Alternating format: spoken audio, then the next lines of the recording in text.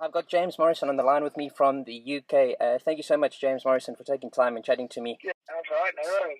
We've heard that you've inspired the likes of Sam Smith and Ed Sheeran, and you made a break to the music scene in 2006, which is not too long ago. Who was your inspiration, your music inspiration? Well, growing up straight away, it was like when I was a kid, when I was little, it was Michael Jackson. I loved him. I think that there was not really anyone else other than Michael Jackson until I got to about 10. and then I found Stevie Wonder, and I was like, wow, this guy's amazing. Yeah, I don't know, I just gravitated towards singers, really, like good singers.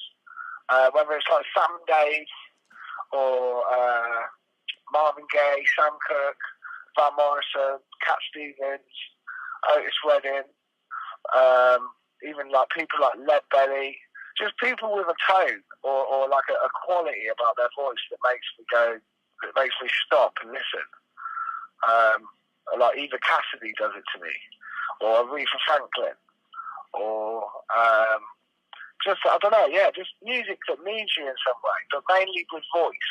I just love voices. I like human expression. Yeah. And how do you feel about being an inspiration to people like the likes of Sam Smith and Ed Sheeran and George Ezra? How does that feel, being an artist? I mean, I don't know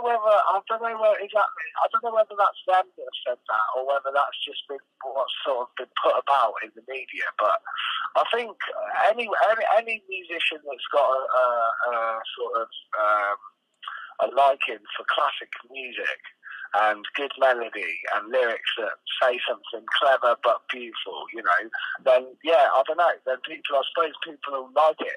I mean, I don't know. I'm kind of, I'm doing my own impression of that sort of thing.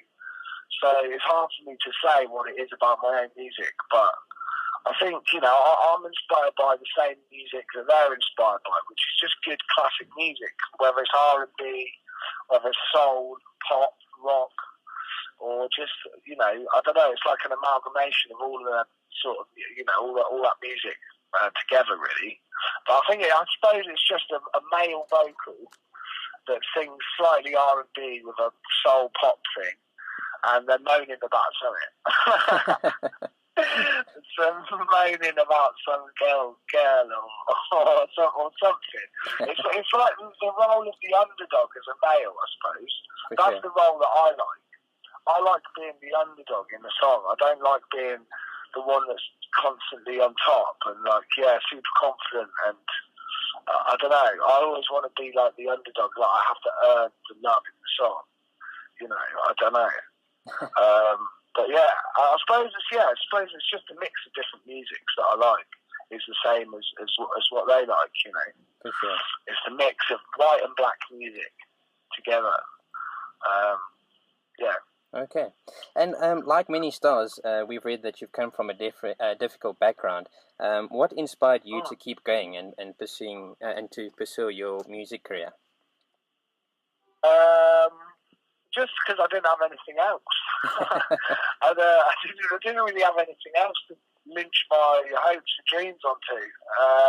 When I first started out as a kid, I thought I was going to be a cartoonist. I wanted to do like cartoons and drawing and stuff. And then when I got to like 9, I started playing guitar and singing, and it just felt better. It just felt more expressive. So I switched and stopped drawing, and I started playing guitar. And as soon as I started singing and trying to sing all my favourite songs, I just felt like a door had been opened to me. I don't know. I learned like 5 songs on the guitar with my uncle. He taught me like House to Rising Sun and California Dreaming and stuff, and some old tunes like that. And as soon as I started learning songs, it just opened the door for me. I felt like, instead of having to have a record player, I could literally just learn every song on the guitar and play it there and then, you know. And I just thought it was such an amazing thing to me that I was like, why didn't I think of this before? And it was free. It didn't cost anything. So, you know, I could play as long as I wanted. It wouldn't cost me anything. And it kills time and it's expression. You know, you get to express yourself in a way that's not so under a lens. You know, you can go off somewhere else. That's what I liked about it. Yeah. It was escapism. And that was the main thing that got me lured in, was escapism, expression, and just the way that my body feels when it reverberates with the guitar and you're singing a tune. And sort of, yeah, I don't know, it's almost like sound healing, isn't it? Yes. Yeah. And then obviously a difficult past and, you know, your day-to-day life, it can start weighing down heavily on people. And with depression being a reality for many, people being more vocal these days about depression, what kept you going through the dark times when you were going through your difficult times?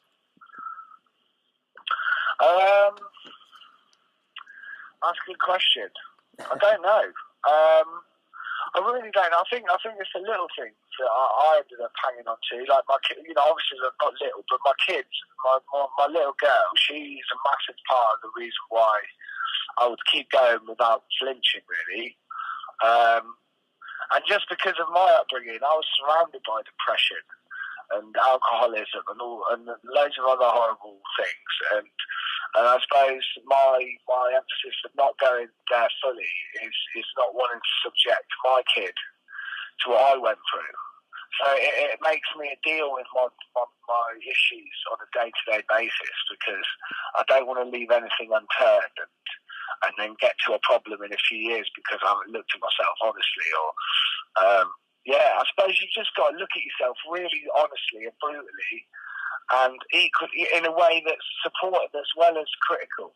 Yeah. And try and figure out what it is about your life you need to change, and just do it, and just change that.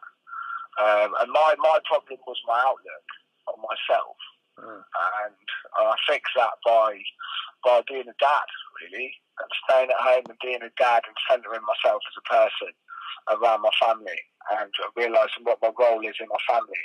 And then after that, the music started to come out. I wasn't worrying about the music so much, you know. It's like I had to start back again. I had to go back to my roots of who I am and build up my foundation again, so that my expression was cleaner and purer from... Do you know what I mean? Yeah. Yeah. I don't know. It's difficult to explain. Yes. But yeah, it's kind of like that, really. I had to just sort of build myself up, look at myself honestly, and see what it is that I wanted out of it. And really all I wanted was just to have a simple life at home and write music that I feel good about. And because I wasn't writing music that I felt good about, it was contributing to my personal feeling about myself. Yeah. But then as soon as I started feeling good again, and I started writing good songs again, I immediately started to feel better. It's like you need to figure out what your purpose is. And as soon as you know what your purpose is and what you're meant to be doing, you can do it. And then your life just starts getting better. But a lot of people don't know what the purpose is, and that's why they're unhappy. They need to figure out, you know, and a lot of people think they need to have a big purpose. But it's not. It's the little things, really. Like, if I took away all my singing, my purpose is to be a good dad and a good person. And that's all I concentrate on, really. And if I get that right, everything else flows from there. The music, the way I feel about everything, my positive energy, everything. For sure. And obviously... But yeah, it's work in progress. I ain't got it all figured out. I'm not sitting here saying I know everything, you know. It's day-to-day battle, you know. Yes. You have good days, you have bad days, but generally I'm feeling pretty good at the minute. I'm on top of it. And obviously, like everyone knows, it's we're heading into the season to be jolly, and there's many going through depression this festive season. Do you maybe have a bit of advice that you could share with someone who's experiencing depression during this time of year? Yeah, I mean, yeah, you know, I suppose I'd say make sure, you know, when my dad used to suffer with it, a lot of it was about feeling on your own and feeling like you haven't got anyone to sort of rely on, or someone doesn't know what you're going through. But there's a lot of people that will know what you're going through, and sometimes just trying to find, you know, the right person can be difficult. But if you open up a line of communication and let people know what's going on, and be honest about how you're feeling, and not try and just pass it off as everything's fine, then you can start to deal with it. But yeah, it's difficult because obviously, you know, no one wants to listen to someone going on down on the phone. But equally, if they care about you, they will listen. Yeah. And you know, people want to help, but just don't know how to help. So if you can only open up a line of communication, that normally starts it off. Yeah, I don't know. Just talk about it with someone. For sure. You feel like you can talk to them about it. And obviously, it's going to be your first time in South Africa, so we're looking forward to having you here. And you're launching. I can't wait. And you're launching a brand new album, which we can't wait to hear. What are you looking forward to most during your visit to South Africa? I'm just excited to be playing music. I don't want to. The most thing that I'm excited about, actually, other than the beautiful landscapes and sort of, you know, the fact that it's one of the. It's like a prehistoric country to me, in the way that you know how old it is, and you know the heritage and all of that. So I'm actually more excited just to feel the crowd and feel what they feel like, you know, and see how they react to the music. I know there's a lot of great music in South Africa, and a good mix of different cultures and stuff. So I'm just excited to experience that, really, feel that sort of that energy. Yeah. But yeah, I don't know. I mean, there's so much to do out there. I hope I get a bit of time in between the gigs to explore a little bit and have a look around and, you know, and see some sights and stuff. But yeah, for me, I'm just excited to play the music over there. I can't wait. And we're looking forward to seeing you on stage for sure. You'll be at Monte Casino in Johannesburg and in Cape Town at the Kirstenbosch Botanical Gardens. What can we expect to see during your show? And are we going to get a bit of a taste of your new album as well? Yeah, of course. Yeah, I'll probably try and squeeze in as many of the new tunes as I can. Maybe not too many, like 4 or 5. And the rest will be made up of songs that I think people will want to hear. You know, from my first album, my second album, all the way through, really. I'll just try and pick the best of the bunch and make it a show that is dynamic and rock and roll and soulful and sort of, you know, I can bring it down to literally next to nothing and it sounds like you can hear a pin drop. So I just want all of that, really. I want a bit of the old school. I want it to be like an old school show, the way that they used to do it back in the day, where it's just 3 great backing singers, a wicked, slick, tight, funky band, and me on top form on vocals, just hopefully making everyone cry and laugh. Yeah. For sure. James, thank you so much for taking time and chatting to me today. We look forward to having you here in South Africa, and we hope you get to experience a bit of our culture and our warm weather, of course. You're coming through in summer, so it's going to be great. Nice. That'd be nice in January. So yeah. And maybe we can catch you for a braai as well. I don't know if you've had a braai, but you're going to experience a great South Africa. It's actually, I think you guys call it a barbecue. Oh, yeah, right. But we call it a braai. You call it a braai? A braai, yeah. A braai. All right, sweet. I'll have a braai, definitely. I'll have a braai and a beer. But thank you so much for your time once again, and we look forward to seeing you performing on stage. Yeah, same. Thanks a lot. No worries, man. Pleasure. Thanks, James. Have a good day further. Cheers. Cheers. Yeah, cheers, mate. Bye. Chart-topping British singer-songwriter James Morrison, live in South Africa for the first time. This is James Morrison, and I am so excited to announce I will be performing in your beautiful country. Enjoy an up-close and personal evening with this award winner at Monte Casino, or as the sun sets over Cape Town's Kirstenbosch Botanical Garden this January. Tickets now on sale at CompuTicket and Web Tickets. James Morrison, once heard, never forgotten. Brought to you by Showtime Management and 5FM Legends.